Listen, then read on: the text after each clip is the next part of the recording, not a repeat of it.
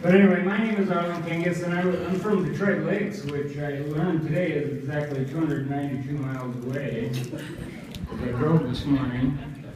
Thankfully, I was here just in time for lunch. You know, Gary Leaders asked me to speak, and he called me up and I said, "Do you have the right person?" And I'm not sure you know who I am, because I don't know much about Rochester. He said, "Yeah." Well, I still hesitated. Then he said Joe Weiss was on the panel. So once I learned that, then I readily agreed. So I work with a company called the Midwest Minnesota Community Development Corporation. We're based in Detroit Lakes. We've been around for about 42 years. I did not found it, even though I have enough gray hair to kind of represent that I might have. But I tell people I've been there for 25 years. In fact, I've been the interim president for the last 25 years. I didn't want the job in the first place, and actually, not many people know this, but at the end of December, I'm going to be stepping down, not retiring, but just not being the president, have to deal with people like Joe and others. But anyway, what we do in the housing arena, well, we do a lot of different things. Probably our biggest claim to fame is New Markets tax credits. So we've rounded up a total of $484 million in allocation, which we can use for projects that are related to housing. We've done some, it's mainly a commercial credit, but we've done some with ground floor commercial, and then higher up residential. Well, we also do mortgage lending, and we do about $30 million a year, primarily for lower income families. In fact, there's a town near here, I think it's called Hayfield, and I have to approve all of these transfers that happen every time we close a loan, and I swear we financed every house in Hayfield at least twice. So tomorrow, if somebody would give me directions to go to Hayfield, I'm going to go and take a look and see if there's actually any houses there. But then we also developed single-family homes. And one thing that we did that's relatively novel, we were struggling to build homes in markets a little further distant from our office than normally. So we set up a housing cooperative, which actually has a single employee. But over the last 15 or 18 years, we've developed about $25 million in housing that's affordable to most families. So one or two things that I would recommend that they do in Rochester or in the county is look at move-up housing. Try not to build housing for people that are first-time home buyers. It's a big cliff for them to climb.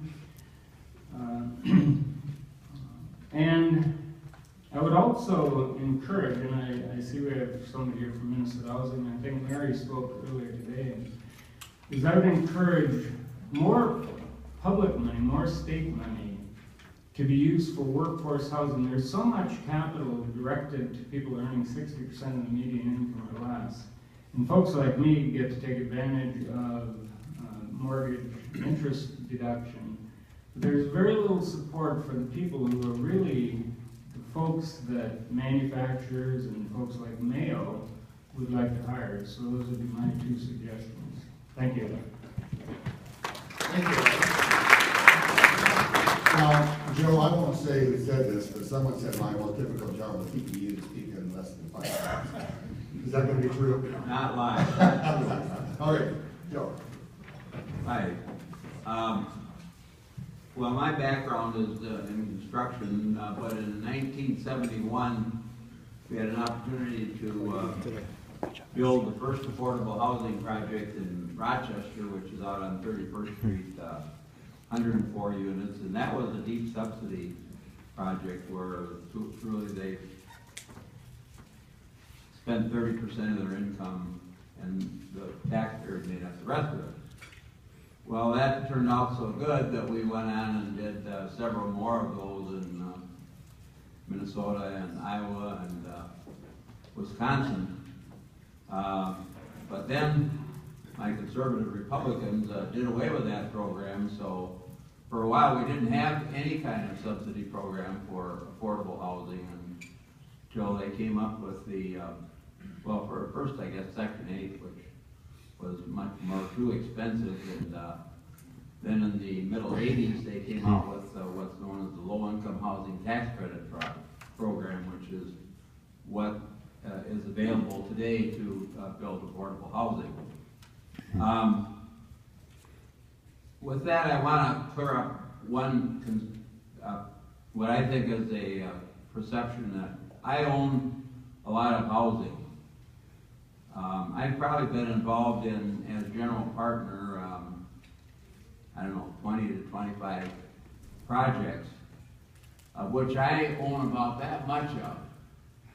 I'm not kidding. I'm the general partner, and as such, I'm responsible to see that the program works and the place stays full and the bank gets their money back. But the guy that really owns the project as well down there, and rightfully so, they put, in many of the projects we've done, they put in the equity.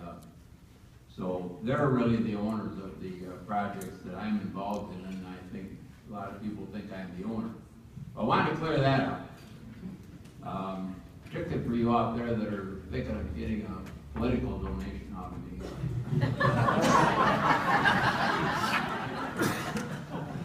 In terms of two specific things to further the advancement of affordable housing, the biggest one is getting rid of the NIMBY syndrome.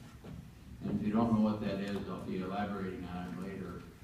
The other is money. Particularly what we call soft money, which usually when you do these deals, there's a gap between how much Wells can put in and how much you can get as a mortgage and how much you have available to put in. And there's still a gap, and that has to be filled with something. And so we generally look to the public sector to fill that gap. Thank you, Joe. Our next panelist is Jonathan Stanley. Good afternoon, everyone. I'm the grizzled bureaucrat from Minnesota Housing that I've been referred to. I feel a little young to be grizzled, but I definitely think I do wear the bureaucrat tag proudly, actually. This is actually my second tour of duty. I want to describe a little bit what I do at the agency and then expand on that and talk a little bit about what our agency does as a whole. I'm in my second tour of duty with the agency. On the good days, it's a tour of duty. On the bad days, it's a stint of hard time. I started out as the Rehabilitation Loan Program Manager, which is a program serving very low-income homeowners to rehab their homes. I worked on a number of community initiatives in the single-family division, worked on a first-time homebuyer program as well. Then I left the agency for a short time and returned. Now I work in the multifamily division. I manage our federal home funds in multifamily. I'm the program manager for the publicly owned housing program, which are state appropriated dollars for the rehabilitation of public housing. And I'm also the fund source manager for the housing infrastructure bonds, which I believe that Mary spoke to a little bit this morning. I'm sure she sent this message, and I'll reiterate. The housing infrastructure bonds and the general obligation bonds for the publicly owned housing program is very unique, and we should be proud that we live in a state that is willing to invest those types of resources in a critical need for affordable housing. So contact your legislators, let them know that if there's a bonding bill or in the bonding bill, we need to have money for affordable housing. In terms of the agency, we're often likened to a bank, in essence. We're sometimes referred to as the state's affordable housing bank. We're a recipient of HUD funding. We have certain abilities to issue bonds under IRS regulations.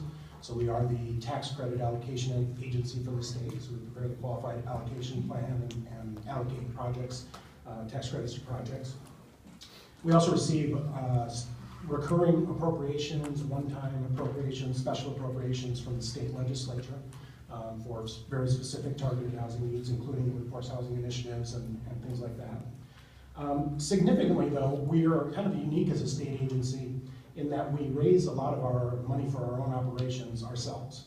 So we have what's called mortgage revenue bond authority, and in essence we have a lending network of banks throughout the state that originate first-time homebuyer mortgages. We provide a below-market interest rate and down payment closing cost assistance.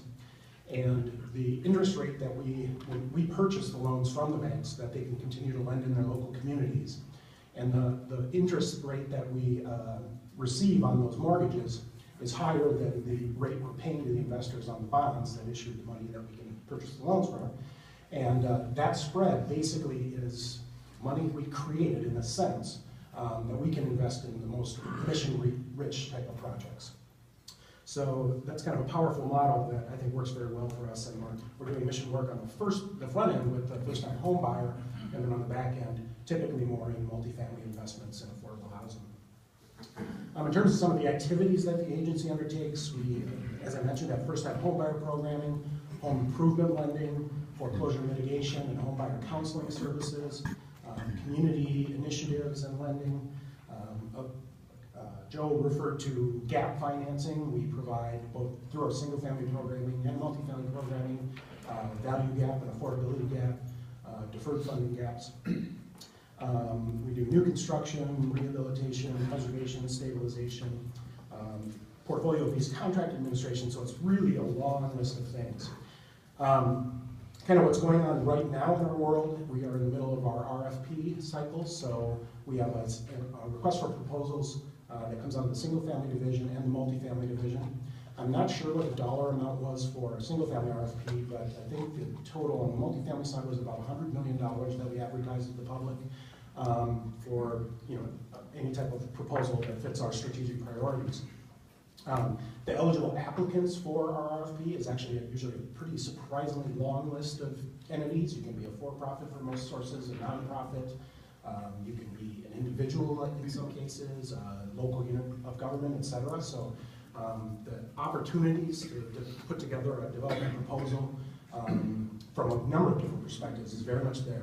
But we have this once annual big influx of money into affordable housing. And I think it's important when you're thinking about your local community needs to kind of take a look at maybe even our request for proposal guide. It's kind of a good way to help tell what the agency values right now. And then be cognizant of that timeline, because every project has its own timeline, different funding sources, made available different times in the year. So sometimes it's a real trick to figure out which application comes first. Everybody wants to be last in, but that's not always possible, etc. So in terms of the 2 or 3 things that I think should happen in Rochester, I think the first starts with vision. I was kind of joking with my lunch mates that I refer to myself as a recovering city planner. Sometimes, I think one of the earlier speakers said you don't want a plan just to sit on a shelf, basically, right? But you do have to have a well-articulated vision and plan. It really needs to be inclusive with no particular stakeholder dominating the conversation or determining the direction. And when you have that really well-established plan that's iterative and it's flexible, then I think you can really start to get buy-in and make sure that you are, putting forth a coherent vision for how the region can grow. The second thing I would say is to develop a solid and complete inventory of available parcels, houses, multifamily properties, etc. Identify the developers that are active in the area.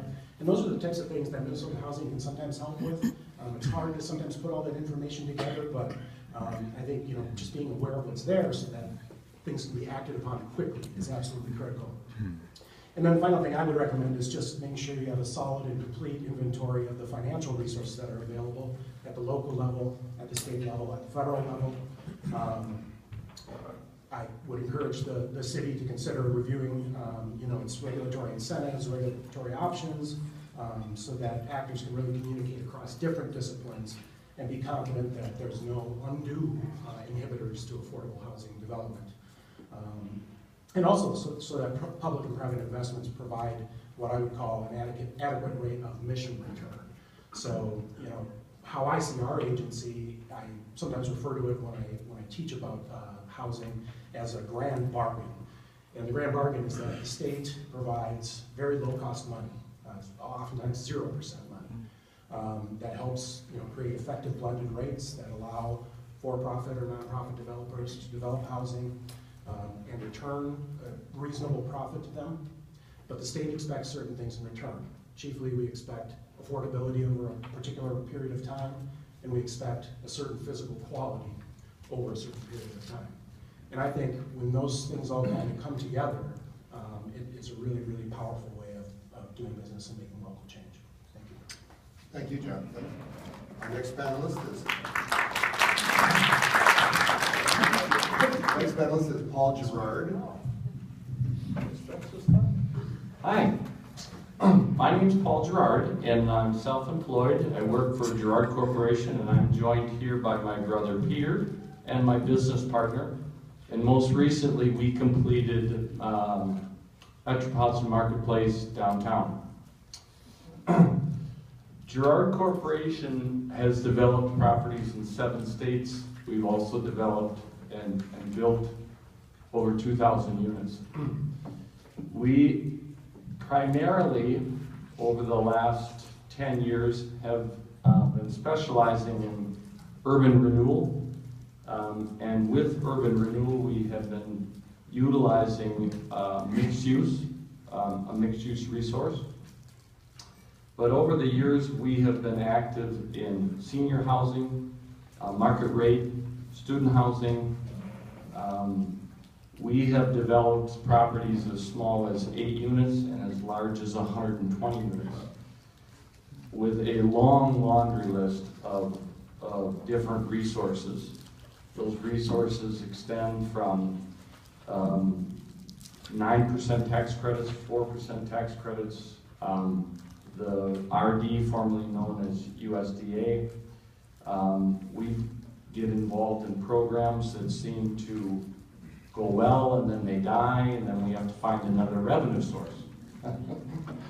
But like the folks that have gone in front of me, a lot of this is the same. We have utilized interest strip financing, gap financing, our RHD home funds, blended in to really create affordable units in our new developments.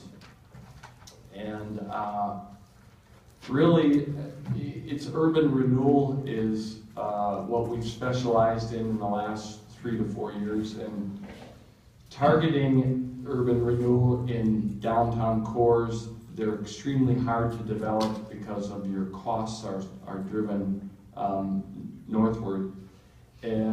But if you can make them work, working with municipalities, they're the wave of the future. As all the individuals that I've talked to over the last year or so, the changes are really happening in front of us for the younger generation. They want things that we didn't want.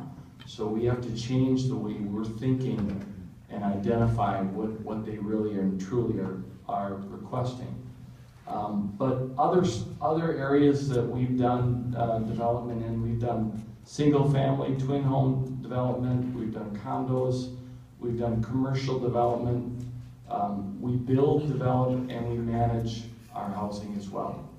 And if I can identify some of the things that I think are essential in creating affordable housing is working with a lender that has a really great track record, finding sources of secondary or gap financing, working with neighborhoods that are willing to participate, working with city staff on their willingness to drive density further up to help minimize and help capture some of the costs.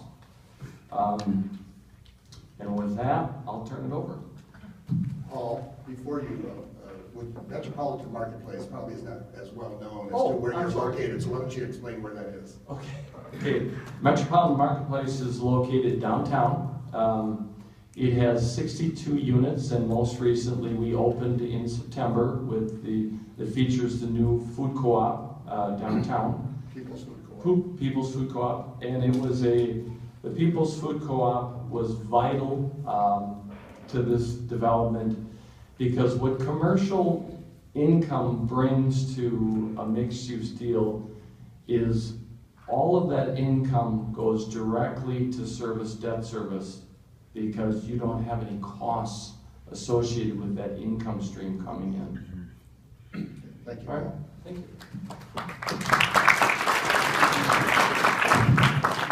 The next panelist is Dan Fargo. Welcome, Dan. Thank you. I'd like to first thank Joe and Terry and Laura for the opportunity to speak here, and then to especially thank Laura for putting probably the most flattering picture of me in the brochure. You have to look in the brochure to know why that's a joke. That's probably the best picture I've had since I was 2 years old with Santa Claus. Anyway, my name is Dan Metz. I am the Regional Equity Manager for Wells Fargo's Community Lending and Investment Group. I'm out of Charlotte, North Carolina, and I cover the Midwest territory. Wells Fargo Community Lending and Investment is one of the largest lenders and investors in low-income housing tax credits in the country. We did over $1 billion last year in tax credits, and probably will do $1.5 billion this year.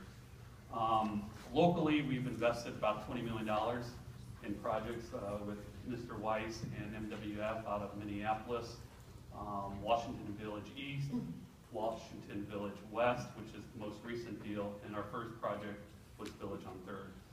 So all those projects are operating well. Let me explain a little bit about low-income housing tax credits. I'm kind of deviating what I was going to talk about, but a lot of you don't know what a low-income housing tax credit is. It's a federal program. And if there's any pharmaceutical reps in here, I apologize for maybe taking money out of your pocket, but if you ever need to fall asleep, read section 42 of the IRS Treasury regs. That will put you to sleep in 5 or 10 minutes, but that's something we do. The tax credit is allocated to all the states, and it's on a per capita basis.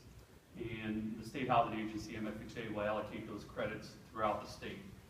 We go out and buy 99.9% interest in those projects. We're the limited partner. Joe or Paul's company will be the 0.01% general partner. So we will buy these tax credits, and we do the investments for CRA purposes. Many of you have heard CRA throughout, and we're in a 4-year exam period, and the government kind of looks at us for rating to invest in these tax credits. So that's basically section 42, the short end of it. I would probably say the most important thing, and Mary kind of put an emphasis on this morning, is to lobby. As the federal government goes through the budget crisis, the state capitals go through their housing crisis, the dollars are becoming very minimal. It's very hard to stretch. Pricing, interest rates are rising, so the cost of these projects are going up. The cost of construction is going up. The thing that's not going up is median incomes. So, when someone looks at low-income housing tax credits, the misnomer is, it's, subsidized Section 8 housing. But, when you look at Rochester, in whole, if someone's at 60% area median income for a one-person family, it's $33,000. So I'm sure everybody in here knows someone, private sector that makes $33,000. For a family of 4, it's $48,300. So, this is not a subsidized program. This is, people are paying the rent. So it's important to, lobby to make sure this program stays intact as we go through tax reform. Who knows when that'll be next year? It's always on the chopping block. I've been in this industry since '91, and we've gone through 3 or 4 cycles where it's been on the chopping block. But it's important to not only, call your congressman, call your senator, but, have a grassroots effort that these tax credits don't go away, because it's such a vital part of filling the gap to provide this housing. Because that gap, when I buy those tax credits, I'm, taking the rents, if I went out and built these conventionally, from $1,200 to $600. So that allows the affordability to the incomes I just stated. Everybody's kind of talked about the public-private partnership. We still need, again, dollars are short to build these projects. We need them. So, creative thinking. What I always tell developers, and what they always do, get in front of your councilman, get in front of the planning department as quickly as you can. TIF financing, tax abatements. Those are important aspects. I've done projects throughout the country where local businesses, and I'm kind of stepping forth in the panel discussion, but where local businesses have provided rental subsidy or down payment of subsidy for single-family homes. So those are a couple ideas. Thanks, Dan. Our next panelist speaking is Jenny Larson. Good afternoon. I'm Jenny Larson with Three Rivers Community Action. And for those of you who don't know about Three Rivers, we're the county's community action agency. Recently this summer, we worked with the county to merge the previous Olmsted Community Action programming into Three Rivers Community Action, and have just opened our office out by the Workforce Center, so we do have a local presence here now. But for many years, we've been working on housing issues in Olmsted County and in the region as a whole. And as a nonprofit, we're a mission-based organization. I might say that we're the conscience of affordable housing. The stories that we heard at lunch are the stories we hear every single day at our agency. We see people who are struggling at all parts of the continuum of housing. So we have folks that are homeless or near homeless. We have folks that are requiring special needs or supportive housing. We have folks that are struggling to find rental housing at all different income levels. And then we have folks that really want to be homeowners and they want to figure out the homeownership process. And so we have a team of people who are working to get people into homeownership and help them build assets and become homeowners in the community. And then we also have programming that once folks are in their homes, they might need some help stabilizing their homeownership situations. And so we have programming available for rehab and other things. So we work all along that continuum of housing, and we work in communities of all sizes. I keep hearing a lot today about Rochester, and Rochester is definitely our economic engine, but its reach is vast. It's not just the city limits of Rochester. There are communities all around us who are struggling with the same issues and have the same concerns and same housing needs. And Three Rivers has worked quite a bit with the smaller communities as well. So I just wanted to make sure we don't forget about that. I think it's important for us to talk about Rochester, but it's also important for us to talk about some of the surrounding communities as well. Three Rivers has been a developer of affordable housing, and we've done rental housing and homeownership programs and built housing and rehabbed housing. And one thing that I want us to think about today is we don't do any of it alone. I've worked with lots of you out in the audience here over the years, and you can't develop housing in a vacuum. You need the neighborhoods, you need the cities, you need the counties, you need the lenders, you need the real estate agents, you need the investors, you need the state. And in order to get the state funds, we need local funds. And so it's kind of the message of the day. But having those local funds helps us attract those state funds down to our neck of the woods. We're competing with Duluth and St. Cloud and communities across greater Minnesota and the Twin Cities as well. And so everything we can do to make ourselves more competitive, the better. And I think putting a plan together, having leadership for that plan, and then and putting projects together that we can work on together is going to be really important. Thank you, Dan.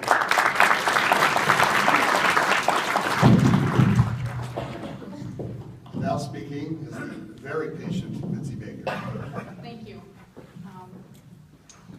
My name is Mitzi Baker, and I'm the Assistant Director at the Rochester Olmsted Planning Department.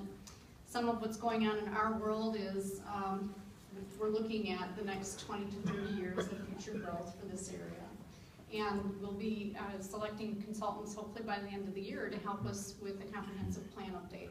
And a key component to this is going to be looking at how is it that we can support additional growth and prosperity in our community so that we can continue to support the growth and prosperity of our major employer and all the other employers as well. Our projections for population and employment growth show that we have a projected gap in providing the number of employees needed to support the employment growth that's projected. So Rochester not only needs to be very thoughtful, this whole region needs to be very thoughtful and intentional about integrating affordable housing, but it needs to be very intentional about being a place where people want to be. It has to be intentional about being in a very attractive community. It has to be active and provide those kind of things that the millennials, the young professionals want, the things that the aging population wants as they move into new stages of life, and to provide a cross-section of different housing options in different types of neighborhoods that will serve our communities well into the future. And as we think about doing that, another key component to consider is how does our transportation system best serve the population and the employment growth? Because we know that our downtown can only take in so many vehicles per day, in the morning and the afternoon, and we have our peak traffic in the morning and in the evening. There was a downtown master plan for Rochester adopted a couple years ago, and in that plan there's a target set for reducing the number of single occupant vehicles that come in and out of downtown, and to increase walking, biking, transit, and carpooling. We need to be thinking about how the community continues to grow and what we can do to help people at the very beginning of their trip not get in their car and make it easier to get to work and get to the places where they need to go by walking, biking, or using transit. One of the pieces of this that might become a little more difficult in the community conversations is the word density. Density is going to be important for affordability of housing, cutting costs per unit on the expenses of things like street and sewer and interchanges, intersections, signalization. All those things are very, very expensive pieces of infrastructure to support development. And the more units you can get within an acre, let's say, the more you can spread that cost out per unit. You can contribute to the affordability of the units by looking at different types of densities and mixing uses. Gerard did a great job downtown in finding the right anchor for their first floor with the commercial use, and we're able to add housing in that space. We're going to run into some challenges in infill and redevelopment, but those infill and redevelopment can't all be luxury apartments. They have to include affordability too. So I think we have a lot going on. It's really a very exciting time for us. And this summit today, I think, is helping us to identify where some of the community partners might be for continuing these conversations, not just around housing, but how we knit this all together and how we make sure that the transit and transportation component really serves the community best. Because we know when folks are spending a very high percentage of their income on their housing, it leaves very little left for anything else. And transportation is expensive if you're driving your own vehicle. Thank you, Betsy. Excellent.